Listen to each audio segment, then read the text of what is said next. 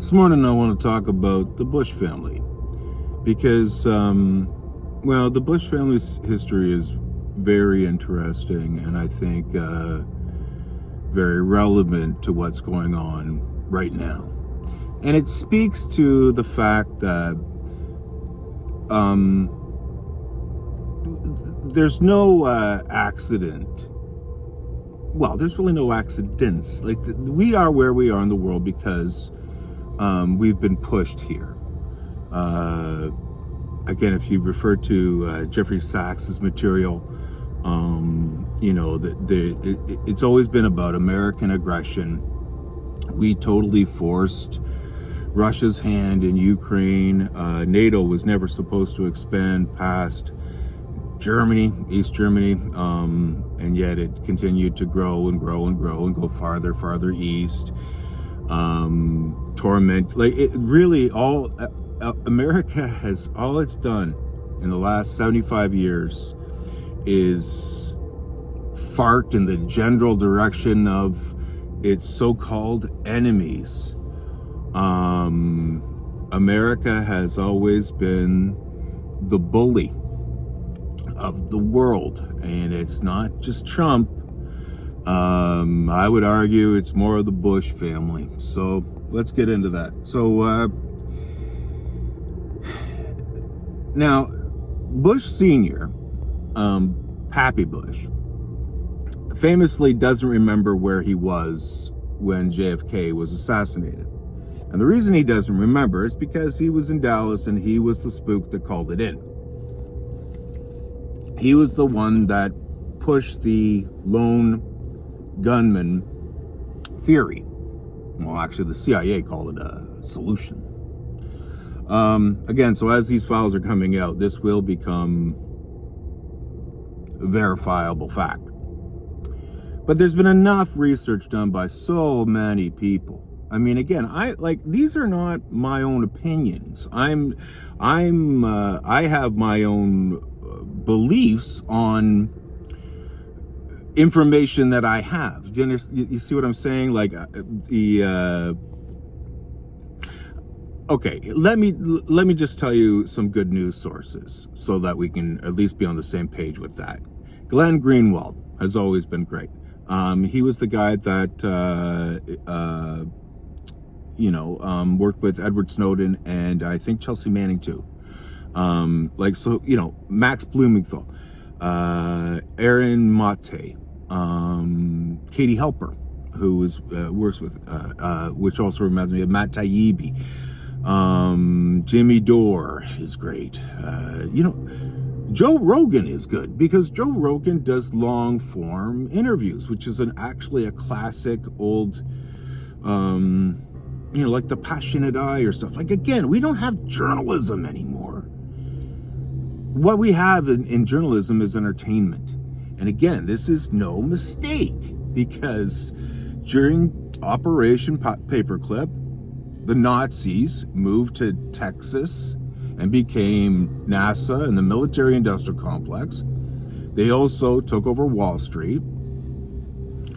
It's why war is a bazillion-dollar industry. And it's also making America go broke. So when Trump says he's going to slash the budget by half, that's not enough. Scott Ritter, I think is his name. He was the weapons of mass destruction guy in the 80s. It was like, hey, there's no weapons here. He was the weapons inspector.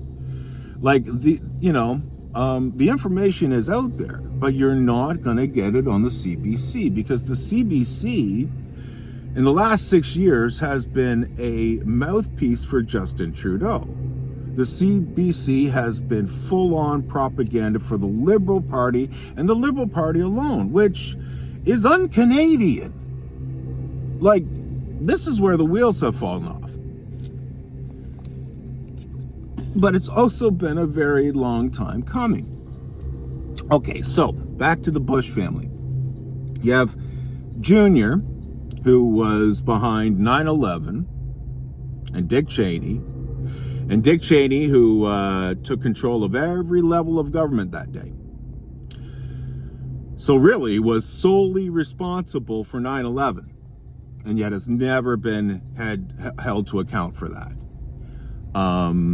You know, refer to Michael Moore's Fahrenheit 9/11, or I don't know. I'm not sure which one is the one about Bush or which one's the one about Trump. The one about Trump is stupid. The one about Bush is good.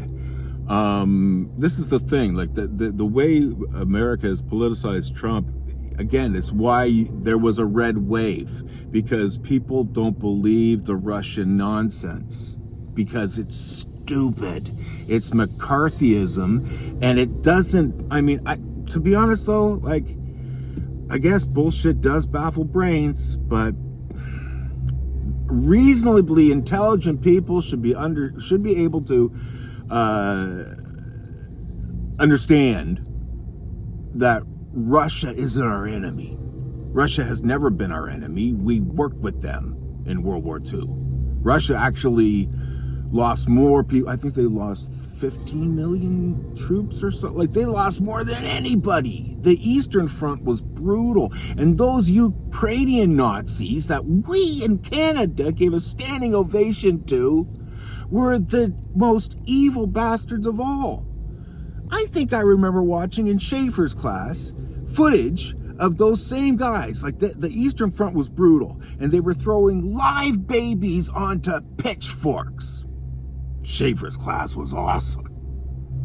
Couldn't get away with that kind of stuff anymore now. Believe me. But nonetheless, talk about educational. See, Bush Sr. doesn't know where he was that day, because he called it in. He was the spook that called that in on November 22nd, 1963, when America really technically died. But okay, so you have Bush Jr. doing 9/11, you have Bush Sr. doing the assassination of JFK, but also all of those assassinations. Remember too that Bush Sr. was the vice president under Reagan. And I remember, I was a little child then, like that was the 80s. But just seeing that dude, I was like, that guy is evil. I could just feel it. Like, I could sense it. And then in 91, when I was 20 years old, and he said, we got a real shot at this new world order. I was like, wow. To me, and that's when, like, I guess David Icke thought he became Jesus. But, like, you're not the only one that had similar thoughts that day. Like, that's, wow, this is biblical. It's actually right out of the Revelations. And it's obvious who the bad guys are, right?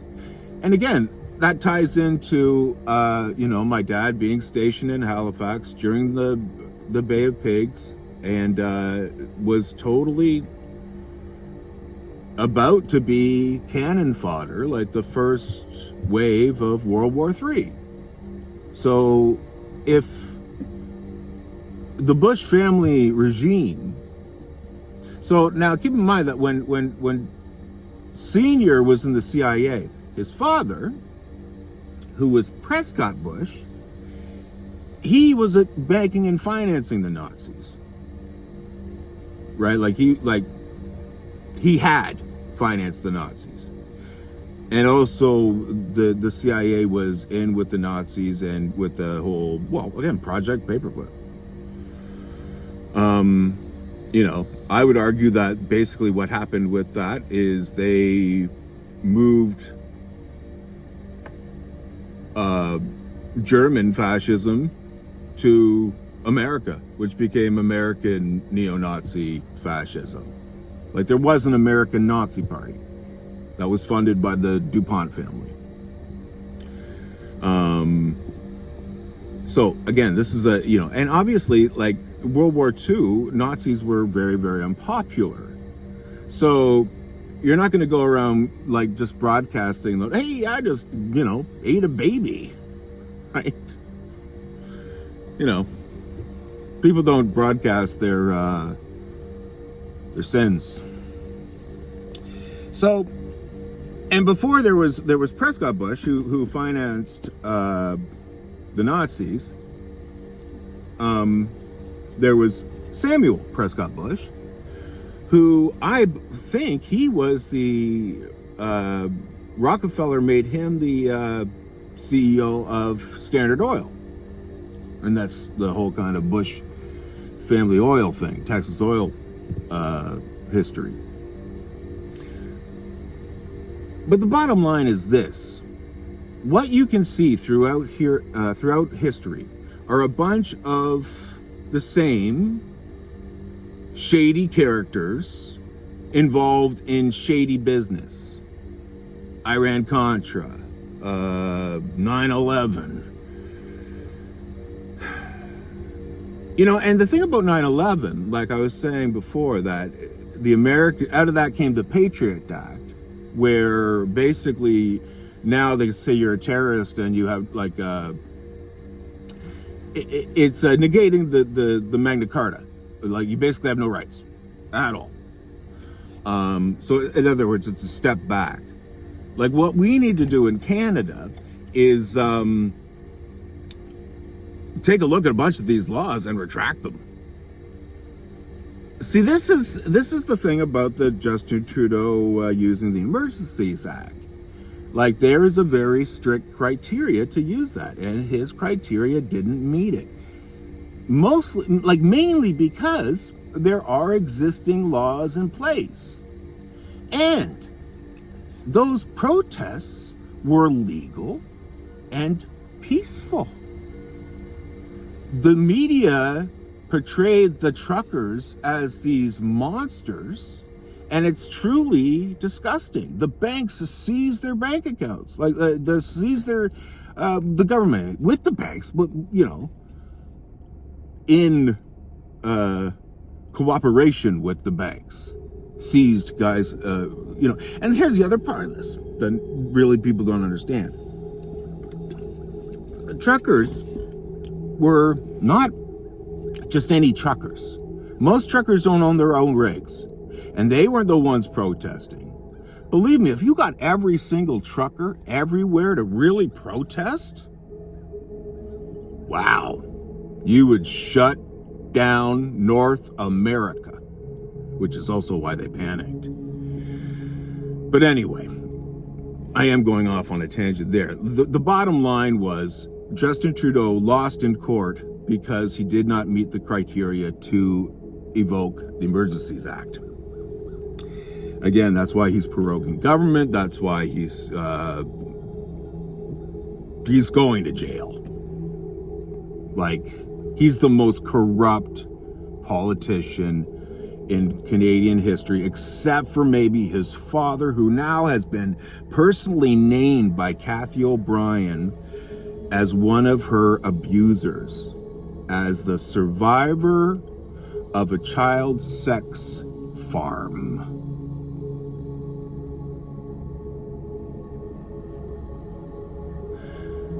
Prescott Bush,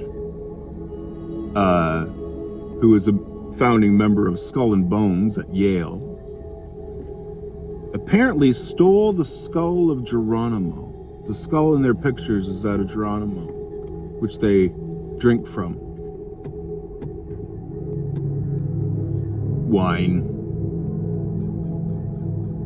baby blood, goat's blood.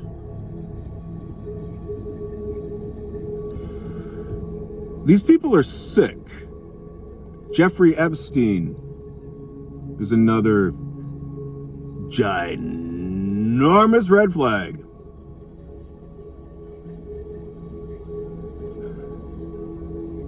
During COVID, it became obvious to me that the lunatics are running the asylum.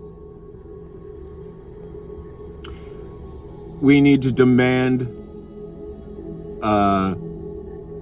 the government return to Parliament. The Liberals need to, select Carney if you're gonna, but we need an election. We need an election 5 fucking minutes ago. And here's my message to Justin Trudeau. Pretty soon, dude, it's gonna be time for pitchforks and torches. I want to remind this of everyone, Canadians. You can make a citizen's arrest. I suggest that if you live in Ottawa, and if you ever see Justin Trudeau, make a citizen's arrest and arrest him for murder. Hashtag died suddenly.